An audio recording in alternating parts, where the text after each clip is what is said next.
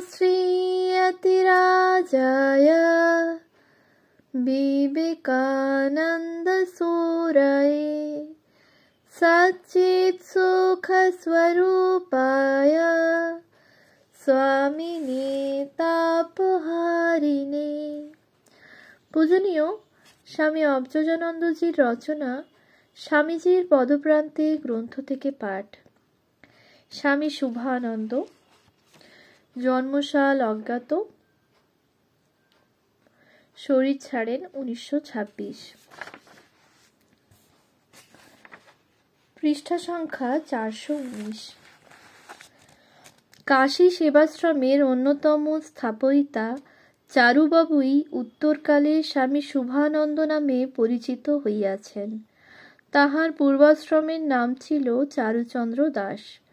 কলিকাতার মুসলমান পাড়া লেনে তাহাদের বাড়ি ছিল, যদিও তাহাদের পৈতৃক বাসস্থান 24 পরগনার ইছাপুরে। চারুচন্দ্র পিতার চতুর্থ পুত্র। তাহার পিতার নাম শ্যামাশঙ্কর দাস। 1892 খ্রিস্টাব্দের প্রথম দিকে চারুচন্দ্র যখন কলিকাতার রিপন কলেজের দ্বিতীয় বার্ষিক শ্রেণীর ছাত্র, তখন হইতেই তাহার মন জীবনের উচ্চতম লক্ষ্যের প্রতি আকৃষ্ট হইতে শুরু করে। ভক্তপ্রবর রামচন্দ্র দত্তের বক্তৃতাদির প্রভাবই অবশ্য ইহার প্রথম কারণ বলা যায়। ক্রমে তিনি শ্রীরামকৃষ্ণ সম্পর্কীয় প্রসঙ্গ ও আলোচনাদি শুনিতে এবং পাঠ করিতে আগ্রহশীল হন। এই কালে প্রতি মঙ্গলবার সন্ধ্যায় তিনি দক্ষিণেশ্বরে যাইয়া একান্তে ভগবৎ চিন্তা ও পরিচিত বন্ধু ভক্তদের লইয়া সৎপ্রসঙ্গাদি করিতেন। মহাত্মা বিজয়কৃষ্ণ গোস্বামী তখন কলিকাতায় হ্যারিসন রোডে অবস্থান করিতেছিলেন। চারুচন্দ্র তাহার সমবয়সী বন্ধুদের লইয়া বিজয়কৃষ্ণের নিকটও গমনাগমন করিতেন। তথায় ভাগবত পাঠ ও সংকীর্তনাদিতে যোগদান করিয়া পরম তৃপ্তি বোধ করিতেন। এইভাবেই উত্তরোত্তর তাহার মনে সংসারের প্রতি ঔদাসীন্য ও অর্থকড়ি লেখাপড়ায় অমনোযোগ দেখা দিতে থাকে। ফলে কলেজের পড়াশোনা ওইখানেই স্থগিত হইয়া যায়। চারুচন্দ্রের কয়েকজন ধর্ম বন্ধু ছিল। তাহাদের সহিত মিলিত হইয়া নিয়মিত সৎচর্চা ও সাধু মহাত্মাদের সঙ্গ করা তাহার একটি নিয়মিত কার্য হইয়া দাঁড়াইয়াছিল। মাতা পিতা ও আত্মীয় পরিজনেরা ইহাতে বড়ই চিন্তিত হইয়া উঠিয়াছিলেন। পুত্রকে সংসারী করিবার নানা চেষ্টা, বিবাহাদি দিয়া ঘরে আবদ্ধ করিবার অনেক কৌশল মাতা পিতা করিয়াছিলেন, কিন্তু সবই বৃথা হয়। অবশেষে সুইন্ড অ্যান্ড চন্দ্র নামে একটি সলিসিটর অফিসে তাহার জন্য একটি কর্ম ঠিক করা হইল। চারুচন্দ্র বরাবরই স্বাধীন মনোবৃত্তির লোক ছিলেন। ভাবিলেন, যাহা হোক, স্বাধীনভাবে তো থাকা যাইবে। তাই কেরানির ওই কর্ম স্বেচ্ছায় স্বীকার করিয়া লইলেন। সকাল 10টা হইতে 4টা পর্যন্ত অফিসের কাজে নিযুক্ত থাকিলেও বাকি সময় পূর্বের মতোই কাটাইতে লাগিলেন। উৎসাহী যুবক বন্ধুরাও তাহার খুবই অনুরাগী হইয়া উঠিতে থাকিলেন। তাহাদের লইয়া সংঘবদ্ধভাবে সাধন ভজন ও পাঠ আলোচনা বেশ জমিয়া উঠে। এই কালে বাড়িতে থাকিয়া স্বাধীনভাবে বন্ধুবান্ধব লইয়া এইসব অনুষ্ঠান করা অসুবিধা, তাই বাড়ির কাছেই একটি ছোট ঘর ভাড়া লইয়া সেইখানেই ধর্মগ্রন্থাদি পাঠ ও ভজন কীর্তনাদি লইয়া সময় কাটাইতেন। ক্রমে বাড়ির সঙ্গে সম্বন্ধ শুধুমাত্র ভোজনের সময়ই থাকিল। অন্য সময়ে ওই ছোট ঘরটিতে বাস করিতেন, এমনকি রাত্রেও সেখানেই থাকিতেন। 1895 কোনো সময়ে বোধ হয় 2-1 বন্ধুকে লইয়া তিনি কেদার বদ্রী দর্শনে গিয়াছিলেন। হরিদ্বার, কাশী প্রভৃতি প্রসিদ্ধ তীর্থগুলিও ওইবারে দর্শন করিয়া আসেন। যাহা হোক, 1896 খ্রিস্টাব্দ পর্যন্ত চারুচন্দ্রের জীবনধারা এইরূপ চলিতেছিল। 1897 খ্রিস্টাব্দের 21শে ফেব্রুয়ারি স্বামীজি পাশ্চাত্য দেশে বেদান্ত প্রচারের প্রথম পর্ব শেষ করিয়া যখন কলিকাতায় প্রত্যাবর্তন করিয়াছিলেন, তখন শিয়ালদহ স্টেশনে তাহাকে সংবর্ধনার জন্য যে বিপুল জনসমাবেশ হইয়াছিল, উহাতে চারুচন্দ্রও যোগদান করিয়াছিলেন। কলিকাতার উৎসাহী যুবকরা স্বামীজির জন্য নির্দিষ্ট গাড়ির ঘোড়াগুলিকে ছাড়িয়া দিয়া নিজেরাই স্বামীজির গাড়িখানিকে টানিয়া স্টেশন হইতে রিপন কলেজ ভবন পর্যন্ত আনিয়াছিল। চারুচন্দ্র ওই উদ্বেলিত জনসমুদ্র ঠেলিয়া স্বামীজির গাড়ি টানিতে সক্ষম হইয়াছিলেন। সেদিন কি অননুভূত আনন্দেই যে তিনি ভরিয়া উঠিয়াছিলেন, তাহা অনুমান করিয়া লওয়া চলে। ইতঃপূর্বে তিনি পুরীতে শ্রী শ্রী জগন্নাথ দেবের রথযাত্রার কথা শুনিয়াছিলেন মাত্র, আজ যেন উহা প্রত্যক্ষ দর্শন করিয়া ধন্য হইলেন। তিনি বোধ করিয়াছিলেন, এই তো সেই বিশ্বপ্রাণ শ্রী শ্রী জগন্নাথের রথখানি আমি টানিতেছি। স্বামীজির দিব্য দর্শন চারুচন্দ্রকে অভিভূত করিয়া তুলিয়াছিল। সেদিন শোভাযাত্রা অন্তে গৃহে ফিরিয়া আসিলেন বটে, কিন্তু মন পড়িয়াছিল স্বামীজিরই চরণ প্রান্তে। পরের দিনই আবার সুযোগ করিয়া কাশীপুরে গোপাললাল শীলের বাড়িতে গিয়া স্বামীজির পাদপদ্ম দর্শন করিয়া আসিলেন। এই সময় হইতেই চারুচন্দ্র যেন এক নূতন জগতের সন্ধান পাইলেন।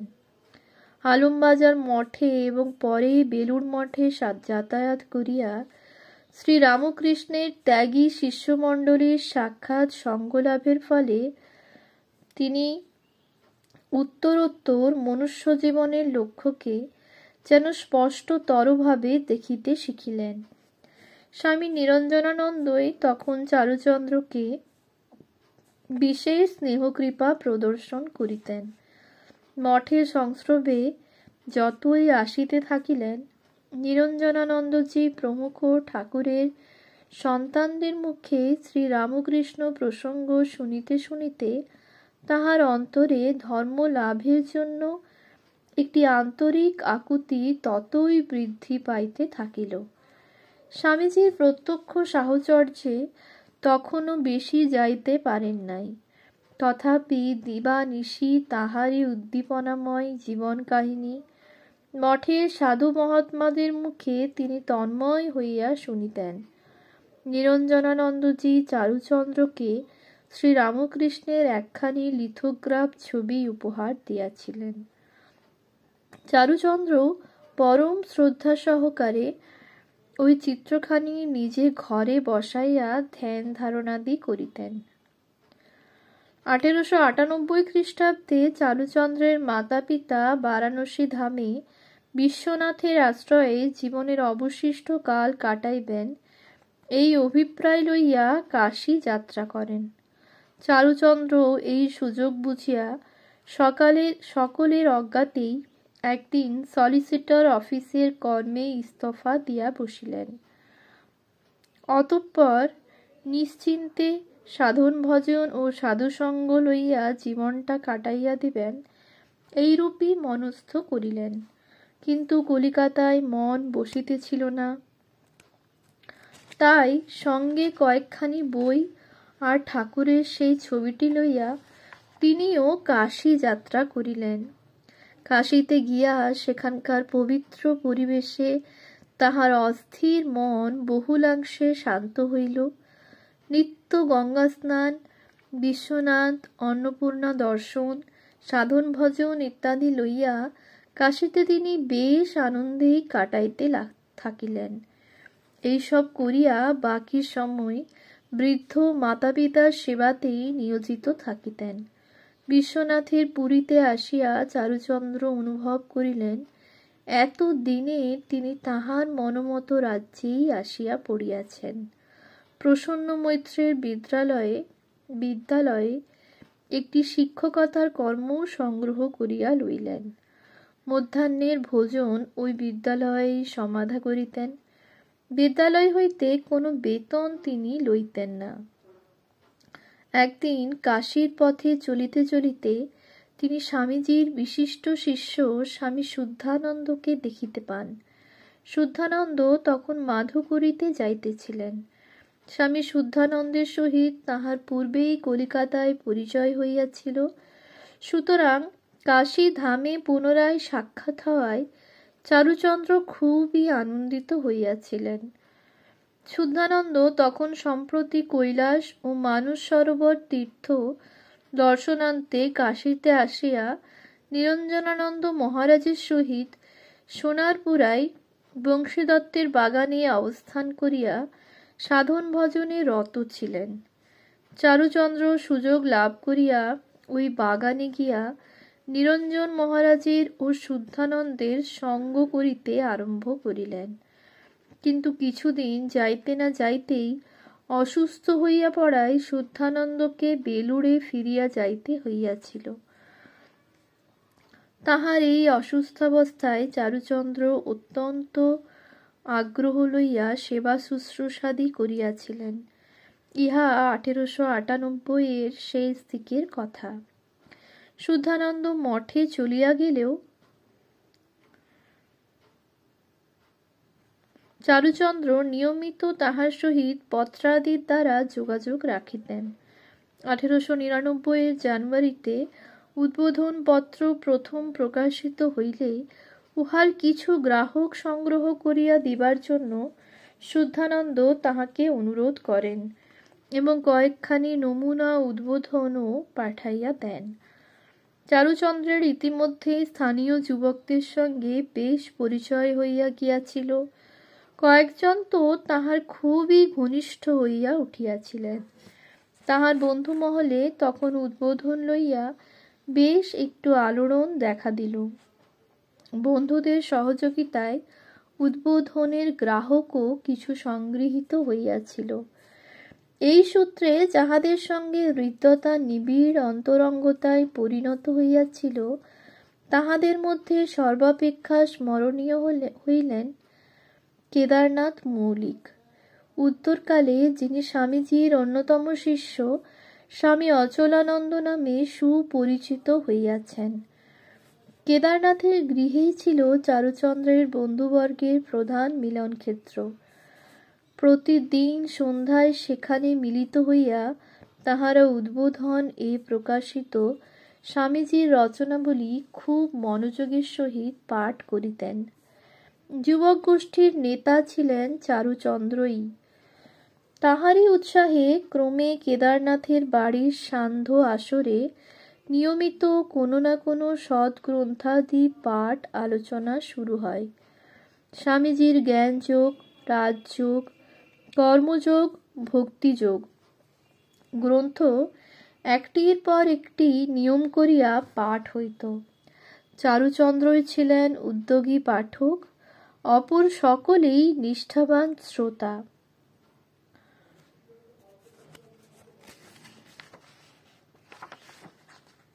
এই কালে স্বামী নিরঞ্জনানন্দজির পবিত্র উৎসাহ ও সাহচর্য যুবকদিগকে খুবই অনুপ্রেরণা দিয়াছিল। কেদারনাথের বাড়িতে তিনিও প্রায় নিত্যই আসিয়া যুবকদিগকে ঠাকুর স্বামীজির ভাবাদর্শে খুব মাতাইয়া তুলিলেন। তাহাকে লইয়া চারুচন্দ্রেরা একবার শ্রীরামকৃষ্ণ জন্মোৎসবও উদযাপন করেন। চারুচন্দ্র কর্তৃক আনীত পূর্বোক্ত শ্রীরামকৃষ্ণ প্রতিকৃতিতে স্বয়ং নিরঞ্জনানন্দজি সেদিন পূজা করিয়াছিলেন। কেদারনাথের বাড়িতেই এই উৎসব হয়। যাহা হোক, নিরঞ্জনানন্দজি পরে হরিদ্বারের দিকে চলিয়া যান। স্বামীজির অন্যতম শিষ্য কল্যাণানন্দ যখন তীর্থভ্রমণ উপলক্ষে কাশী ধামে আসিয়া কেদারনাথেরই অতিথি হইয়াছিলেন, তখন চারুচন্দ্র প্রমুখ যুবকও তাহার সাহচর্যের পূর্ণ সুযোগ গ্রহণ করিয়াছিলেন।